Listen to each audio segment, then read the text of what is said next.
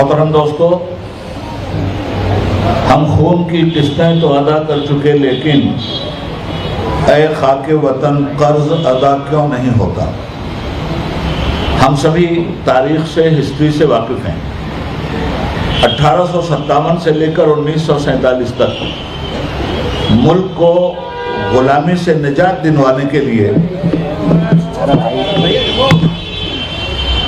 इस मुल्क के तमाम शहरियों ने, चाहे वो किसी भी मजहब से मुताल्लिक रहे हों, अपने खून का आखिरी कतरा भी निचोड़ कर गुलामी से को बदल कर आज़ादी में तब्दील करने के लिए देश की धरती को दे दिया। आप जैसे समझदार लोगों को ये बताने की ज़रूरत नहीं है। और हिंदुस्तान में एक पत्थर की इमारत इसी दिल्ली में इंडिया गेट की शक्ल में भी मौजूद है।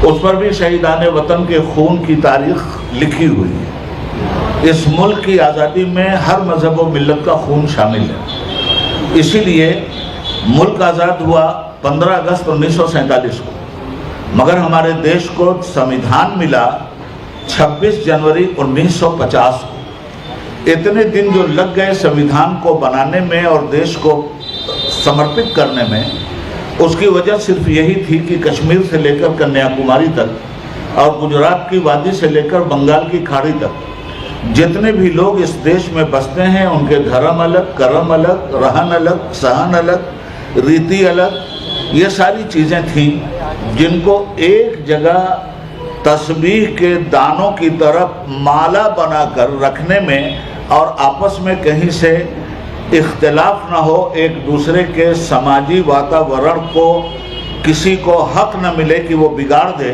और सब के सब अपने अपने समाजी वातावरण के साथ हिंदुस्तान की तरक्की में अपना अपना योगदान दें।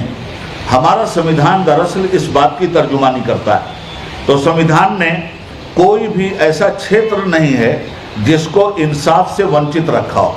हमारे संविधान की खूबी यह है कि हिंदुस्तान में जितने भी लोग रहने वाले हैं, सबको अपने अपने मज़हब की आज़ादी, हुकूमत सेकुलर होगी, हुकूमत लामज़हब होगी, हुकूमत का कोई धर्म नहीं होगा, मगर हुकूमत की जिम्मेदारी ये होगी कि देश में जितने भी धर्म कर्म हैं उनको अपमानित होने से बचाया जाए, और जिस तरह से वो सम्मानित होकर पूरी दुनिया में हिंदुस्तान का नाम रोशन करें, उनके सम्मान को बरकरार रखा जाए। मैं समझता हूँ कि हमने हिंदुस्तान के संविधान की इस परिभाषा को अगर समझ लिया है तो हमारे लिए ज़रूरी था कि कोई भी पार्टी हुकूमत में आए, दल बदलते रहते हैं, दिल नहीं बदलना चाहिए। पार्टियों के दल बदलें मगर हमारे दिल ना बदलें। हिंदू शुरू होता हाथ से, मुस्लिम शुरू होता माँ से। हमारे आज़ादी के स्वतंत्रता सेनानियों ने हिंदू का हा वहाँ से निकाला था, मुस्लिम का माँ यहाँ से निकाला था, और मिलाकर इसको हम बना दिया था ताकि मजबूत हिंदुस्तान बना रहे। आज बदकिस्मती से इस हम को की परिभाषा को सम्मानित होने से रोका जा रहा है। मैं ये अर्ज़ करना चाहता हूँ कि हमारे सदर साहब ने जैसा कि तफसील के साथ बता दिया, तफसील के साथ अब कुछ बताने की ज़रूरत बाकी नहीं रह गई है। सिर्फ इतनी बात आपसे कहना चाहूँगा कि ये हमारा दस्तूरी हक़ है, ये हिंदू मुसलमान की लड़ाई नहीं है। और हिंदू मुसलमान की कोई लड़ाई करेगा तो मुस्लिम पर्सनल बोर्ड आगे बढ़ेगा, जमीयत उलमा आगे बढ़ेगी, मुस्लिम तंजीमें आगे बढ़ेंगी, और इस तरह का वातावरण देश में अपनी तरफ से हम नहीं उत्पन्न होने देंगे। मगर अगर ये वातावरण उत्पन्न हो रहा है, और अब तो रात के दिन के उजाले में भी, रात की रोशनी में भी ये समझा जा रहा है कि हुकूमत इस सिलसिले में मुसलमानों के साथ खुली हुई बेईमानी कर रही है।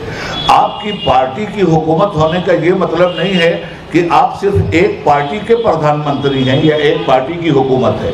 ये हुकूमत हिंदुस्तान की हुकूमत है, और इस हिंदुस्तान की हुकूमत ने शपथ ग्रहण किया है कि हम देश के दस्तूर के मुताबिक ही इस देश को चलाएंगे। ये कौन सा इंसाफ है कि हमारे हक जो हमारे संविधान ने हमें दिए हैं, आज वो हमारे हक कुचले जा रहे हैं और आज हमें बेइज्जत करने की कोशिश की जा रही है। लिहाजा आज आप लोगों के माध्यम से हम इस बात को कहना चाहते हैं कि मुस्लिम पर्सनल बोर्ड का मौक़िफ़ ये है कि अगर हुकूमत, हम ये नहीं कहते कि आप तरमीम मत कीजिए, आप तरमीम ज़रूर कीजिए, आप अमेंडमेंट कीजिए, हमको अमेंडमेंट से परेशानी नहीं है। हमारी परेशानी यह है कि अगर कोई चेयरमैन चोरमैन रहा है तो निकालिए उसको। हमारी परेशानी यह है, मिसाल के तौर पे एक बात देखिए कि अभी तक जो दस्तूर है वक्फ का, उसमें यह है कि हर सूबे में एक सर्वे कमिश्नर होता है।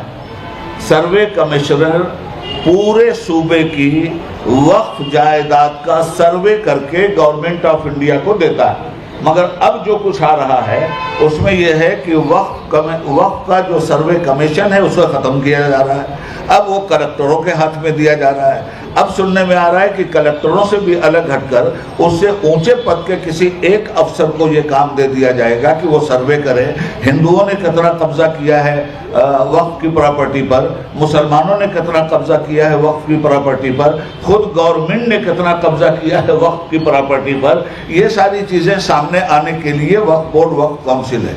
मगर जब आप अपनी ही मर्जी का आदमी रखेंगे और जिस तरह का आप अब तरमीम और अमेंडमेंट कर रहे हैं जो हानिकारक है मुस्लिम समाज के लिए, अगर इसी तरमीम को हम तस्लीम कर लेंगे तो आप तो जो चाहेंगे वो करेंगे। लिहाजा हमारा ये दस्तूरी हक है कि अगर हुकूमत, अगर पार्लियामेंट रास्ते पे नहीं रहती तो ठीक है, संसद आपके हाथ में है। हमारे दस्तूर और संविधान ने सड़क को भी हमारे हाथ में रखा है। आप संसद में अगर कुछ गड़बड़ करेंगे तो हम संसद से अलग हटकर सड़क पर आपसे हिंदुस्तान के संविधान की रोशनी में एहतजाज करते हुए उस वक्त तक आपसे ये जमहूरी लड़ाई जारी रखेंगे। और हम सिर्फ वक्फ की इमलाक को बचाने की ये बात नहीं कर रहे हैं, हम अपने देश के उस संविधान को बचाने की बात कर रहे हैं जिस संविधान के अंतर्गत हिंदुस्तान के तमाम लोगों के हक महफूज हैं। इसीलिए ये आपके सामने ये प्रेस कॉन्फ्रेंस रखी गई है।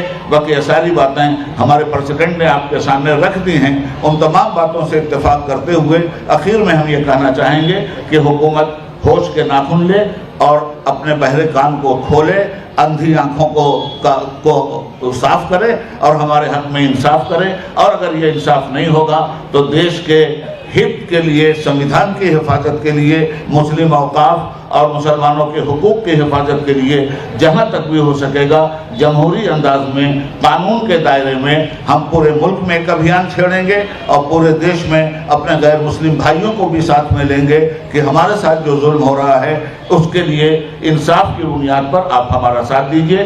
थैंक यू, शुक्रिया।